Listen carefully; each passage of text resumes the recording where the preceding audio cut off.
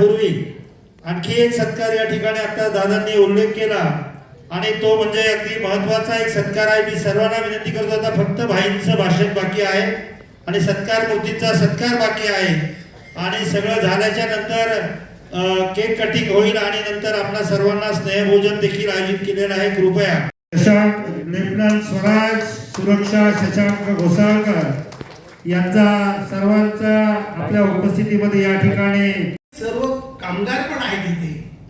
मी खरं सांगतो, एक तर हे बाहेरची जगताप नसते आणि सांगतो तुम्हाला, आमचे बीके म्हणजे आता मी आमचे म्हणतोय तेव्हा मला ते असे होते की बाबा मी तर त्यांच्या दृष्टीने नवीन होतो. मी नवीन दररोज येत असलो तरी पदाधिकारी म्हणून मी नवीन होतो. तर त्यांचं म्हणणं होतं ते जे तटरक्षक, देवाचे तटरक्षक, आज पण मी त्यांना आदराने नमस्कार करतो. ते असल्यामुळेच BKKM ही याच्यामध्ये बागडीमध्ये टिकू शकली, आली, टिकली आणि वाढली पण. 92 धरा, 92 to 94 पर्यंत या भाई जगतापांबरोबर मी काम केलं. BKKMचे सर्व बॅलन्स शीट त्यांच्याचकडे सही जात होते, कारण अध्यक्ष ते होते, जनरल सेक्रेटरी मी होतो. त्यांनी एकूण बघितलं की अरे एवढीशी तुमची युनियन आणि एवढं डिपॉझिट कसं काय. मी बोललो हे, आणि वर्गणी बघायला गेलं तर तेव्हा माहित आहे लोक कामगार 2 रुपये 4 रुपये असे वर्गणी द्यायचे, 5 रुपये मॅक्सिमम. तरी सर्व ऑर्गनायझेशनची शिस्त म्हणून वाढले आणि स्ट्रगल चालू झालं आमचं. पैसे होते, आम्ही काही प्रसंगाला तोंड देऊ शकत होतो. हे सर्व बघितल्यानंतर भाईंनी एकच हे केलं आणि तेव्हा मी तुम्हाला सांगतो की कंपनीने डायरेक्टच जनरल बॉडी येऊन सांगितलं की आम्हाला ही जागा विकायची आणि आम्ही जे काही कामगारांना असेल त्यांचे लिगल ड्यूज देणार आहोत. या विरुद्ध आम्ही कोर्टात गेलो. एक तर आम्ही पाटकर हॉलची मला आठवण आहे, त्यांची जनरल बॉडी आम्ही ही केली. भाई सर्व होते, आमचे सर्व मेंबर पण होते. आम्ही हॉलमध्ये होतो. हॉलमध्ये काय झालं माहित नाही, काळोख कसा झाला, काय झालं, तर ती मीटिंग पूर्ण उधळली. पण कंपनीने मात्र तो स्टँड ठेवला की आमची जनरल बॉडी झालेली आहे, आमची वोटिंग झालेली आहे. आमचं म्हणणं होतं आम्ही वोटिंग मागतोय, आम्हाला वोटिंग द्या. पण होऊ शकलं नाही. आम्ही तुम्हाला खरं सांगतो 3 महिने आम्ही कोर्टात लढत होतो. पहिले सिव्हिल कोर्टात होतो, नंतर इथे सिटी सिव्हिल कोर्टामध्ये, नंतर हायकोर्टात गेलो. हायकोर्टात पुन्हा सिटी सिव्हिलला आलो, फायनल जजमेंट घेऊन हायकोर्टात गेले.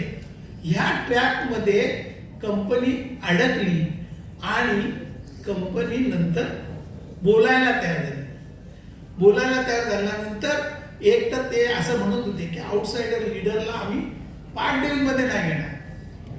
मी बोललो आमचा लीडर आहे, आमचा लीडर असल्यानंतर तो आत येणार, तुम्हाला घ्यायचे की नाही ते तुम्ही ठरवा. भाईंना आम्ही बोलवलं आणि जे कामगार सर्व सोबतच होते आणि आम्ही त्यांना, कंपनी पूर्ण ह्याच्यामध्ये होती, म्हणजे कंट्रोलमध्ये होते, सर्व कामगार कंट्रोलमध्ये होते. भाईंना त्यांना आतमध्ये घ्यावंच लागलं.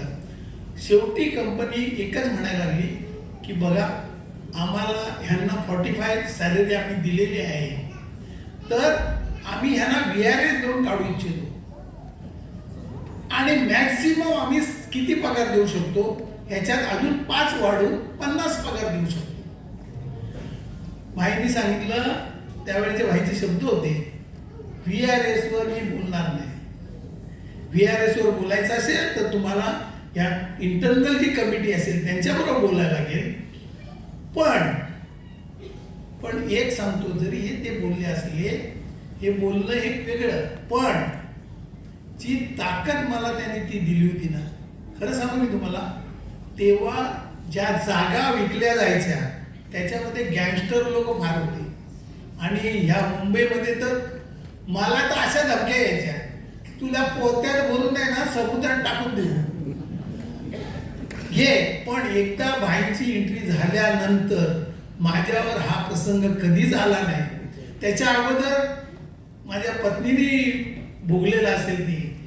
कधी मला कळलं की बाबा आज आपल्याला घरी जाणं नाही, मला कुठल्या तरी नातेवाईकाचा आसरा घ्यायला लागायचा आणि मी त्याच्याकडे झोपायचो, दुसऱ्या दिवशी कामावर गपचूप उठून जायचो. गँगस्टर लोक 24 तास माझ्या फिरू शकत नाहीत. अशा प्रसंगातनं मी जेव्हा गेलो आणि जी ताकद मला भाईनी ज्या तऱ्हेने दिली ना, ती दिल्यामुळेच 92ला जी चालू झाली, 97ला जी VRS आली, जे की त्या कालावधीत 5 जनरल बॉड्या मी घेतल्या होत्या. आणि लोकांना मी एकच समजावून सांगायचो की बघा, हा 11 एकरचा आहे ना, ही चटई आहे आपली, आपण ह्याच्यावर आहोत, तोपर्यंत आपल्याला किंमत आहे, नसेल तर काय नाही. माझं म्हणणं आहे की 100 पगारच्या वर जर कंपनी देत असेल तरच बोलणी करू. जनरल बॉडी होऊन जायची हे करायचो. आणि मी त्याच्यानंतरचं एक शेवटचं वाक्य त्यांना नेहमी सांगायचो, बघा मी VRS तुमच्यासाठी बोलतोय, मी या VRS मध्ये जाणार नाही, हे माझं स्पष्ट हे आहे. त्याचं कारण एकच आहे, माझ्या भरोश्यावर जे ऑल इंडियाचे MSR मेंबर झाले त्यांच्यासाठी आपल्याला युनियन चालू ठेवायला लागणार आहे.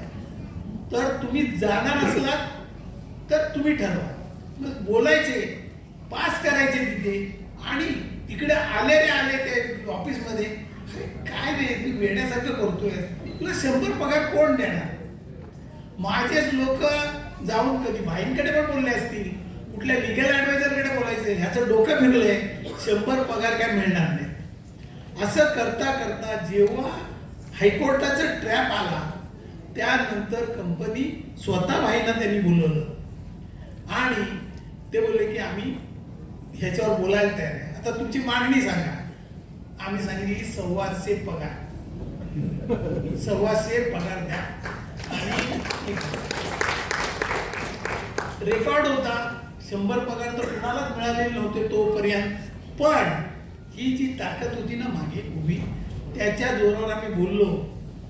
आणि खरं सांगतो तुम्हाला, 101 मी चालू झालेलं नेगोशिएशन 109ला संपलं. 109 पगार, 20 ग्राम तेव्हा सोन्याचं